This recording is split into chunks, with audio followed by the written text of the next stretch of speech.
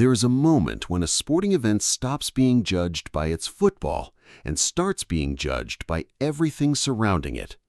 The 2026 World Cup arrived at that moment days into the tournament, and it arrived from three completely different directions at once. A national team's equipment stolen in broad daylight on American soil. A training session spied on and leaked to the internet. Stadiums with thousands of empty seats during matches the world was supposed to be desperate to watch. And a visa and border system that has turned the arrival experience for players, officials, and fans into one of the most documented controversies in the history of this tournament. Individually, any one of these stories would be a serious embarrassment for FIFA. Together, in the span of a single week, they form something far more dangerous: a pattern. And patterns are exactly what football's governing body cannot afford right now. Let us start with the crime story that nobody expected and that genuinely shocked the football world. On Saturday, the 13th of June, the England national team completed their pre-tournament training camp in Palm Beach Gardens, Florida, and began the journey to their permanent World Cup base in Kansas City. Their equipment, including performance analysis technology, tactical whiteboards belonging to manager Thomas Tuchel, massage tables, and essential training gear, was being transported by van as part of that move. Somewhere along that route, the equipment disappeared. Stolen, in transit, belonging to one of the most recognizable football teams on the planet, in the middle of the most heavily secured sporting event in history. If you want to follow every development in this story as it continues to unfold, subscribe to the channel right now and turn on notifications, because what happened next reveals just how exposed even the wealthiest, most protected teams in this tournament actually are. England's preparation for their opening match against Croatia, just 4 days away at the time, was thrown into genuine disarray. Staff were left scrambling to determine exactly what had been taken and what could be replaced in time. This was not a minor inconvenience. Modern international football teams operate as mobile, high-performance institutions. Every piece of equipment serves a specific function in monitoring player fitness, supporting tactical preparation, and maintaining the operational standards that elite federations have spent years building. Losing that equipment days before a World Cup opener is not simply an administrative headache. It is a competitive disadvantage handed to England by criminals who understood exactly when and where to strike. Local police eventually detained 2 individuals in connection with the theft. Investigators reportedly suspected that drivers entrusted with delivering the equipment may have been involved, a detail that, if confirmed, raises uncomfortable questions about exactly who teams are trusting with their logistics at this tournament, and how thoroughly those individuals are being vetted. This was not the first time an England player connected to a World Cup has experienced this kind of violation. At the previous World Cup in Qatar, a current England international had his own home targeted by an armed robbery while he was away on national team duty, a crime that prompted multiple teammates to immediately increase security at their own properties. The psychological toll of knowing that international football duty can leave your family and your possessions exposed back home is something supporters rarely consider. At this tournament, that exposure followed the team directly onto American soil. And England were not the only team to discover that this World Cup's security promises had real gaps in them. Subscribe to the channel if you are finding this story valuable, because the next incident exposes something even more unsettling about how prepared these host nations actually were for the scale of what they took on. South Africa's national team, preparing for their own World Cup campaign with the kind of historic significance that comes from competing on the global stage, held what was supposed to be a closed training session against Jamaica, behind closed doors, private. The kind of session every international team relies on to work on tactical plans without those plans being seen by future opponents or leaked to the wider football world. That session was spied on. Footage of the supposedly private training quickly leaked and began circulating online. Think about what that means for competitive integrity at this level. A national federation spends years building toward a World Cup. Coaching staffs develop tactical systems they intend to deploy at exactly the right moment against exactly the right opponent.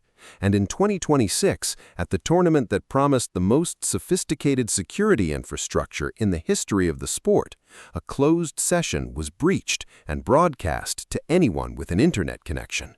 It is difficult to imagine a clearer demonstration that the protective bubble FIFA promised around team operations simply does not exist in the way it was sold to participating nations. These two incidents alone would have generated days of football news in any normal tournament, but they did not arrive alone.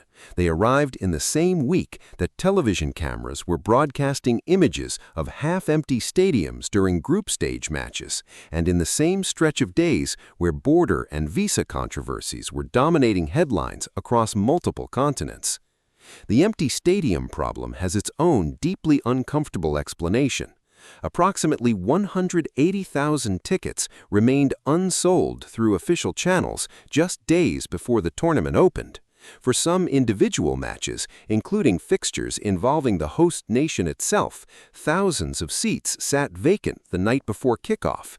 FIFA's dynamic pricing system, introduced for the first time at this tournament, pushed costs to levels that priced out millions of ordinary supporters who would, in any previous World Cup, have filled exactly those seats. The governing body's explanation for the gaps visible on television, that fans were simply in the concourses at the time cameras captured the shots, satisfied almost nobody who has ever actually attended a major football match. And while fans who could afford tickets struggled to justify the additional cost of flights and accommodation, the supporters who could afford the entire trip were running into an entirely different set of obstacles at the border. If this pattern is troubling you as a football fan, this is exactly the right moment to subscribe to the channel, because the security situation outside the stadiums tells its own troubling story that complements everything happening inside them. Security assessments conducted ahead of the tournament had specifically flagged the areas surrounding stadiums, rather than the venues themselves, as the primary zone of concern.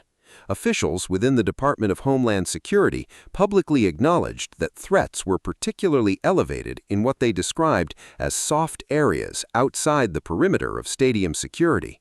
That assessment proved accurate almost immediately. The England theft did not happen inside a fortified stadium.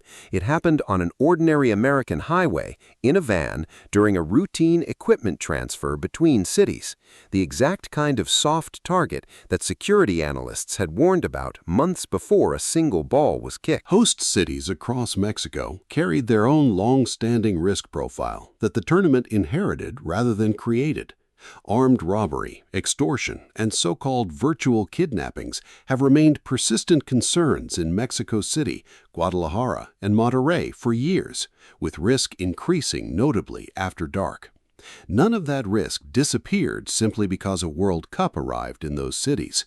If anything, the concentration of wealthy international visitors, expensive equipment, and high-profile targets in predictable locations created exactly the kind of opportunity that organized criminal operations are built to exploit. Meanwhile, the visa and border crisis that had already generated headlines before the tournament even began continued to escalate. National federations from multiple continents reported delegation members denied entry, equipment and staff held up at airports, and entire groups of supporters left unable to attend matches they had legally purchased tickets for.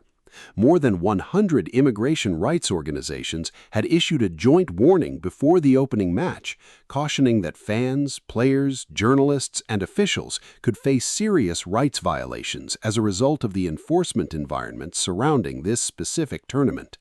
That warning, delivered months in advance, has been validated repeatedly in the days since the opening whistle.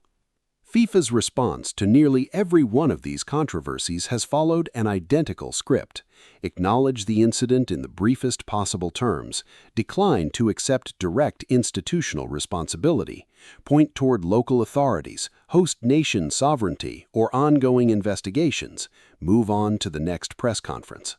That approach might survive a single controversy. It struggles to survive a pattern. And what this tournament has produced in its opening week is unmistakably a pattern. Empty stadiums that FIFA's own pricing strategy helped create. Equipment theft that exposed gaps in the logistical security promised to every participating federation. A spied-on training session that undermined the competitive integrity FIFA claims to protect above all else. And a visa and border environment that human rights organizations warned about for months before a single team had even landed. The 2026 World Cup was sold to the world as the biggest, most ambitious, most professionally organized tournament in the history of football. 48 teams, 3 host nations, 16 cities, an estimated 6 million visitors crossing borders to be part of something historic. That scale was always going to create logistical challenges no previous World Cup had faced. Nobody serious expected a flawless tournament across 3 countries in 16 cities. But there is a meaningful difference between unavoidable friction at an unprecedented scale and a governing body that appears unable or unwilling to take ownership of problems its own decisions helped create. The empty seats trace directly back to a pricing model FIFA designed and defended. The exposure of teams to theft and surveillance traces back to security planning that the tournament's own risk assessments had already flagged as inadequate months in advance. And the border chaos traces back to a host nation environment that more than 100 organizations explicitly warned FIFA about before it ever signed off on the final hosting arrangements. Football has survived chaotic tournaments before. It has survived corruption scandals, political boycotts, and logistical disasters that seemed, at the time, like they might genuinely threaten the sport's biggest event. What it has never quite survived without consequence is a governing body that consistently refuses to acknowledge its own role in the chaos. The 2026 World Cup still has weeks of football left to play, and there is every chance the drama on the pitch eventually overwhelms the controversy surrounding it. But the events of this opening week have already written the first chapter of how this tournament will be remembered by the people who lived through it, and that chapter has very little to do with goals.